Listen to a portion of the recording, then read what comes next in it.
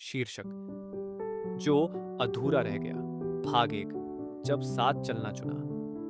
College का वो आखिरी साल था जब रिया और अनिकेत ने पहली बार 7 किताबों से ज्यादा एक दूसरे को पढ़ना शुरू किया। रिया तेज, जज्बाती और थोड़ी जिद्दी। अनिकेत शांत, समझदार और बहुत सहनशील। प्यार चुपके से दोनों की जिंदगी में दाखिल हुआ। पहले लाइब्रेरी की टेबल पर बैठा, फिर व्हाट्सएप पर चैट में छिपा और फिर दिल की गहराइयों में उतर गया। समाज, परिवार, धर्म, ये सब बातें तब बहुत छोटी लगती थीं जब उन्होंने सोचा हमें साथ रहना है हर हाल में। पर जब शादी की बात घर पहुंची तो मानो भूचाल आ गया। उस जाति में, हमारे समाज में ये नहीं होता। अगर उससे शादी की तो हमारे लिए तुम मर गए। बहुत आंसू बहाए गए, बहुत दरवाजे बंद किए गए। अंत में एक ही फैसला हुआ, क्योंकि उन्हें साथ रहने का हक नहीं मिला। भाग दो लोग, एक घर। और बिना जड़ों का पेड़। शादी के बाद की शुरुआत मीठी थी। छोटे घर में 2 कप चाय, एक बिस्तर और ढेर सारी उम्मीदें।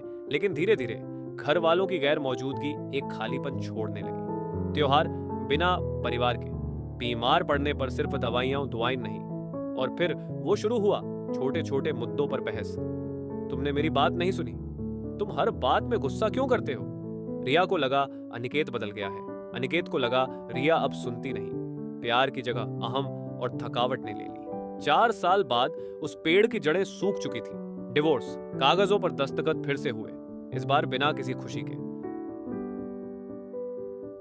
भाग 3, वो जिंदगी जो दोनों ने नहीं चाही थी। रिया अब दिल्ली में एक एड एजेंसी में थी। सुबह जल्दी ऑफिस, शाम देर तक अकेलापन। कभी कभी इंस्टाग्राम पर अनिकेत की तस्वीरें देखती पर खुद को रोक लेती। अब हम अजनबी हैं। अनिकेत मुंबई में सॉफ्टवेयर इंजीनियर। कामयाबी तो मिली, पर घर लौटते पर एक मौन दरवाजा मिलता। घर वाले भी अब ज्यादा करीब नहीं थे। जो सुना नहीं वो अब क्या बताए। सिर्फ औपचारिक बातें, कैसे हो, सब बढ़िया, पर दोनों जानते थे।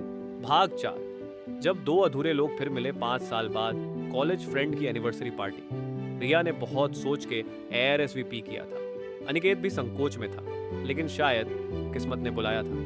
नजरें मिली, 1 सेकंड को वक्त थम गया। तुम अब भी वही खुशबू लगाती हो, और तुम अब भी जूते के फीते कभी ठीक से नहीं बांधते।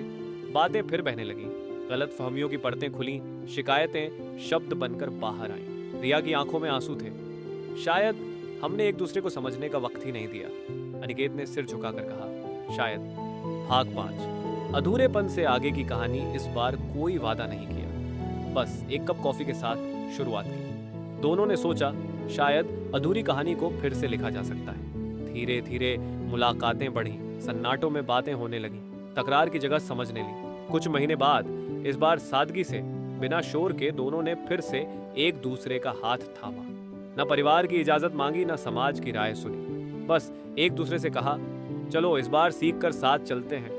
अंतिम पंक्तियां, प्यार अगर सच्चा हो तो लौट कर जरूर आता है। थोड़ा टूटा हुआ, थोड़ा समझदार और बहुत ज्यादा सच्चा।